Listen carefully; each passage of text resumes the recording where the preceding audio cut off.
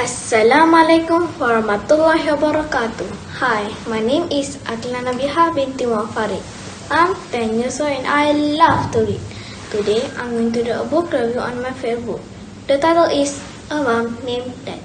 This book is written by Carrie Lane and illustrated by Edward Crosby. It is published by Pearson in 2008. The book consists of 44 pages including the front and the back cover. Before I go to the synopsis of this story, I would like to talk about the whole appearance of this book. I really like the cover page because it shows a girl and her father facing one another with smiling faces.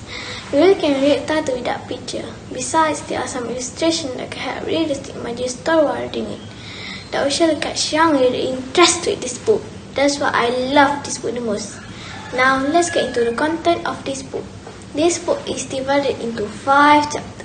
Chapter 1 is where the writer introduced the main character of this story, which is Lucy. Lucy is a girl who lived with her father. Her mother had died after Lucy was born.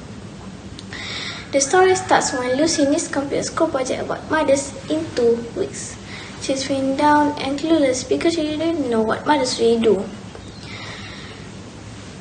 While in Chapter 2, the story tells us about Lucy's daily activities with her father. Her father's clumsiness, messy kitchen, and the way he does things makes Lucy give up to ask for help from him. Next is Chapter 3. When I was reading this chapter, I felt a bit sad imagining how struggled Lucy to find out information about what mothers do. She walks around to find out what her friends' mother do and write them in her notebook. She doesn't have to do that, she has her own mother. The story becomes more interesting in Chapter 4. It's when Lucy's father suggests to her to look at their pet's mother. Do you think it's weird? Yes, that's what Lucy thinks at first. It's because animals are different compared to their mother. The story comes to an end when Lucy compiles all the information she has got and comes up with a great conclusion on what she thinks about mothers. There is one line that touches my heart. It's when Lucy tells her father, "You know, for a dad, you make a great mom." It shows how much she loves and appreciates her father. What I learned from this book is we need to always appreciate our parents because they have done many things for us. In this story, Lucy's father always prepared activities that he can do with her. He's also the biggest supporter whenever Lucy is feeling down and sad.